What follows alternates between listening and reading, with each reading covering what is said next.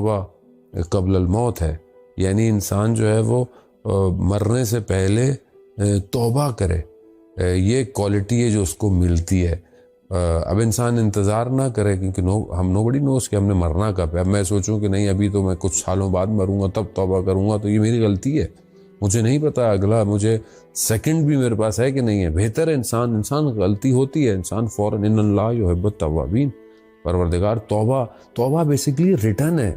دیکھ میں ایک آٹو بان پہ ہائی وے پہ جا رہا ہوں اور میں غلط چلا گیا ہوں، اور اب جب غلط چلا گیا ہوں تو کیا میں ساری زندگی غلط جاتا رہوں گا؟ نہیں، میں دیکھوں گا کہ جو پہلا ایگزٹ ہے، پہلا جو ہے وہ میں اس سے کہاں سے میں یو ٹرن لے سکتا ہوں، کہاں سے دوبارہ ایگزٹ لوں، کہاں سے دوبارہ انٹر ہوں میں اپنی اسی کو توبہ کہتے ہیں۔ آپ کہیں بھی چلے گئے ہیں اپنی، بہت سے لوگ کہتے ہیں ہم بہت گناہ گار ہیں، ہم لوگ کیسے ہوگا، ہم لوگوں کو کیسے ہوگا مولانا، ہم سے تو یہ ہو گیا، ہم سے وہ ہو گیا۔ اصل کہنے کی ضرورت نہیں کسی سے، آپ کو خدا جانتا ہے۔ خدا جو ہے وہ ائمہ علیہ السلام کی زندگی ہمیں بتاتی ہے کہ جب لوگ آتے تھے اور ان کے سامنے کہتے تھے کہ ہم سے یہ غلطی ہو گئی ہے یا ہم سے کوئی بات ایسی ہو گئی ہے، تو وہ پوری کوشش کرتے تھے کہ آپ اس گناہ کو خدا کی بارگاہ میں استغفار کریں، توبہ کریں اور چلے جائیں واپس۔ اور خدا نے بہرحال جنت کے ایک دروازہ جو ہے وہ اس کو توبہ والوں کے لیے رکھا ہے، یعنی خدا پسند کرتا ہے توبہ، ان اللہ یحب التوابین، خدا محبت کرتا ہے توبہ کرنے والوں سے۔ تو یہ وہ خصوصیت اور یہ خوبی ایک کوالٹی ہے کہ جو توبہ اہل بیت علیہ السلام کی محبت کرنے والے کے اندر جو ہے وہ ایجاد ہوتی ہے۔ ایک شخص تھا، یقین آیت اللہ ملا کلی حسین حمدانی کے بارے میں بیان ہوتا ہے کہ وہ نجف اشرف میں تھے، بہت بڑے ولی خدا تھے، بڑے بڑے اساتید جو تھے عرفاء ان کے استاد تھے، اور ایک شخص جو ہے وہ بہت عجیب سا تھا، عجیب سے مراد ہر کسی کو تکلیف دیتا تھا، اذیت کرتا تھا، اور اس کا نام عبد فرار تھا، یعنی ایسا تھا کہ لوگ اس کو دیکھتے تھے تو بھاگنا شروع کر دیتے تھے، یعنی اس کے سامنے کھڑے ہی رہتے تھے۔ تو ایک دن ملا کلی حسین حمدانی کے سامنے آ گیا مولا متقیان کے حرم کے پاس نجف میں، تو انہوں نے کہا کہ وہ شخص کہتا ہے ان کو کہ آپ مجھے نہیں جانتے کہ میں کون ہوں؟ کہا کون ہوں؟ کہا میں عبد فرار ہوں، یعنی لوگ مجھے دیکھ کے فرار کرتے ہیں۔ تو انہوں نے کہا تم کس سے فرار ہے؟ تمہیں کس سے فرار ہے؟ اللہ سے، اللہ کے رسول سے، تم کس سے فرار کر رہے ہو؟ بس یہ ایک جملہ کہا، اور دوسرے دن جب وہ اپنے درس میں آئے اور جہاں انہوں نے درس دینا تھا تو انہوں نے اپنے اسٹوڈنٹس کو کہا کہ آج درس نہیں ہے بلکہ آج یہ کسی عارف کا انتقال ہو گیا ہے اور اس کے جنازے پہ جانا ہے۔ اب یہ جب پہنچے تو دیکھا یہ ان کا گھر ہے، تو کہا یہ تو ایسا شخص ہے۔ تو جب ان کی زوجہ سے پوچھا گیا کہ معاملہ کیا ہے، کہا کہ یہ کل جب سے آیا اور گھر میں ایک دیوار کمرے میں کونے میں بچی کہ کس سے فرار ہے؟ اللہ سے یا اس کے رسول سے؟ کہہ رہا بس اسی گفتگو اور اسی آواز کے ساتھ جو ہے وہ جب صبح دیکھا تو وہ انتقال کر چکا تھا، یعنی گویا وہ پلٹ آیا تھا خدا کی طرف سے۔ ہم جو خدا نخواستہ کوئی بھی کام کرتے ہیں، ہم کس سے بھاگ رہے ہیں؟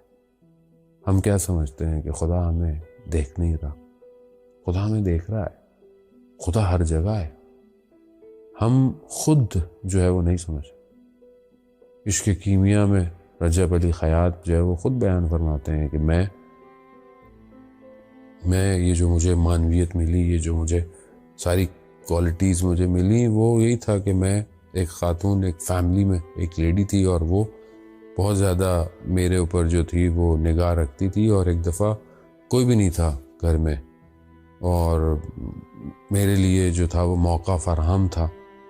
گناہ کا خاص طور پہ جوانوں کو اس طرف توجہ رکھنی چاہیے کہ گناہ کا موقع ہے اور کوئی دیکھ نہیں رہا تھا، لیکن میں نے کہا خدا ہر وقت امتحان لیتا ہے، میں بھی خدا کا ایک دفعہ جو ہے وہ خدا کو دیکھتا ہوں کیسے ہوتا ہے۔ کہا میں نے دروازہ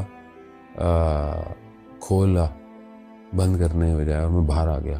خدا نے عالم برزخ، یعنی وہ برزخی آنکھ جو تھی وہ میری دیکھی، میں لوگوں کی وہ برزخی کیفیتوں کو اس دن سے دیکھ رہا ہوں۔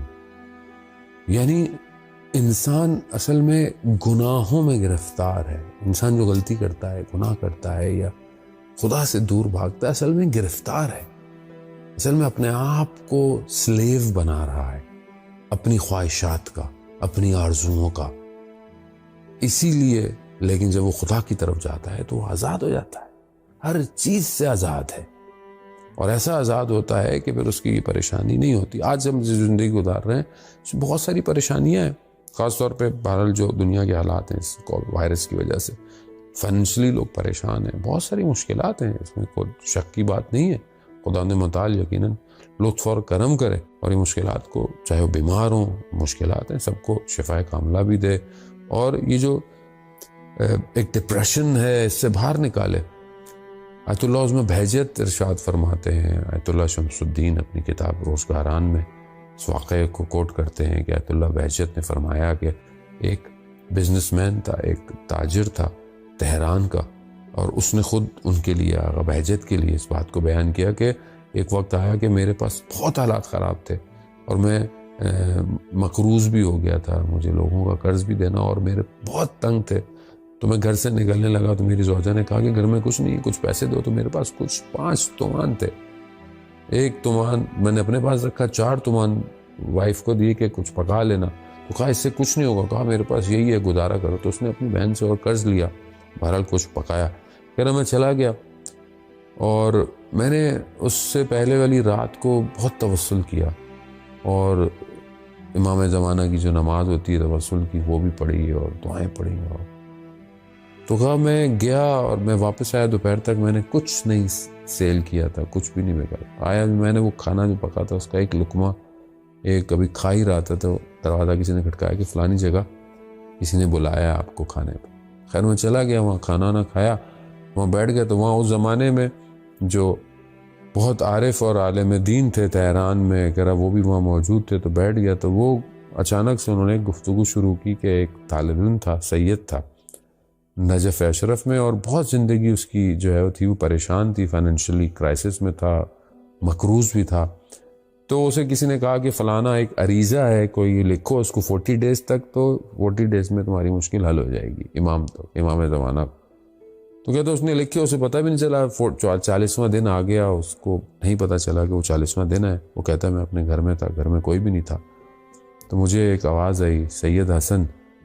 تو میں نے کہا گھر میں تو کوئی نہیں ہے، شاید نہ کوئی ہے تو یہ میرا وہم ہوگا. لیکن پھر کہا سید حسن پیسر ہے سید حسین، یعنی سید حسن سن آف سید حسین. تو میں نے کہا کہ یہ تو آواز خیالات نہیں ہے، حقیقی. جب میں نے مڑ کے دیکھا تو کوئی مجھے نظر نہیں آیا، لیکن آواز آئی.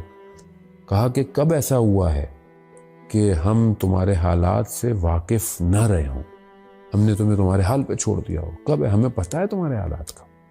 یعنی امام زمانہ جل اللہ تعالیٰ فرجہ شریف کی آواز تھی.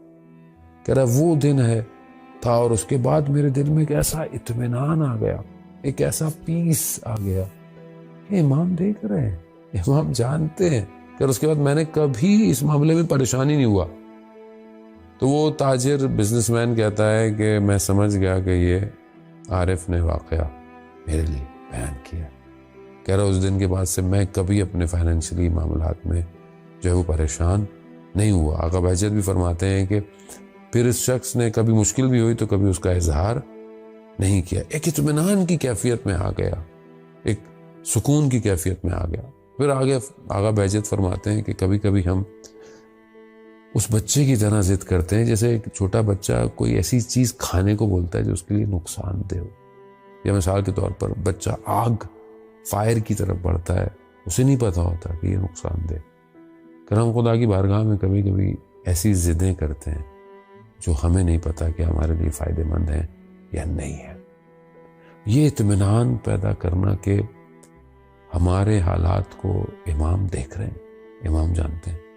امام سے توسل کریں، امام سے رجوع کریں، گفتگو کریں، امام کو لیٹر لکھیں، چاہے اپنے پاس رکھیں، اس کو اپنی بات کہیں امام سے کہ مشکل میں ہو. امام کو یاد کریں، یا صاحب الزمان ادرکنی.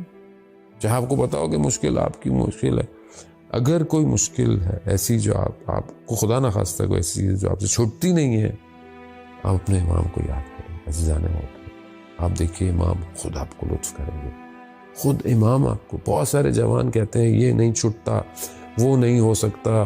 ذہن کیسے چھوڑے, خدا نہ خواستہ اگر کوئی ڈرگز میں ہے, نشے کرتا ہے, کوئی کسی اور نشے میں ہے, کوئی لسٹ کے نشے میں ہے, کسی چیز میں ہے, بہرحال چھٹتی نہیں ہے. امام سے مدد تو مانگیں, یا صاحب الزمان ادرکنی, مدد تو مانگیں آپ. ہم نے کبھی مدد مانگی نہیں امام سے, کبھی ہم امام کو یاد ہی نہیں کرتے. تو عزیزان محترم, یہ کوالٹیز ہیں کہ جو بہرحال انسان کے وجود میں پیدا ہوتی ہیں.